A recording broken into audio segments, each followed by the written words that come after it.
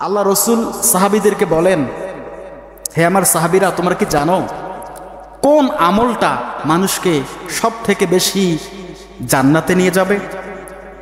সাহাবীরা আরজ করি, ইয়া রাসূলুল্লাহ, ইয়া হাবিবাল্লাহ, আমরা তো জানি না, আপনি বলেন আমাদেরকে কোন আমলটা মানুষকে সব থেকে বেশি জান্নাতের মধ্যে টেনে নিয়ে যাবে।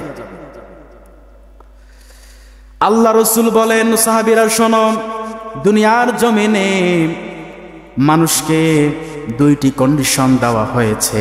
কিয়ামতের ময়দানে অনেকগুলো মানুষ জান্নাতের মধ্যে যাবে, তার মধ্যে সব থেকে ভারী আমলের মানুষ হচ্ছে তারা দুনিয়ার জমিনে যারা সুন্দর আচরণ মানুষের সামনে করেছিল।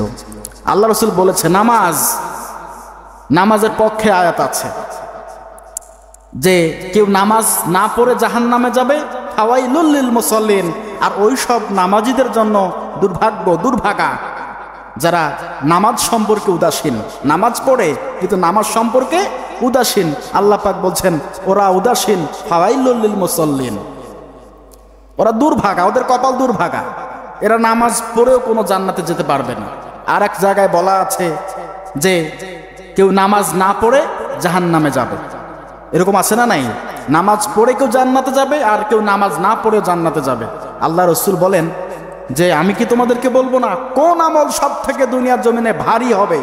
নামাজ সব থেকে ভারী হবে না? রোজা সব থেকে ভারী হবে না? হজ সব থেকে ভারী হবে না?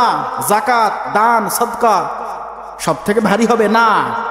সব থেকে ভারী হবে দুনিয়ার জমিনে যারা ঈমানের সহিত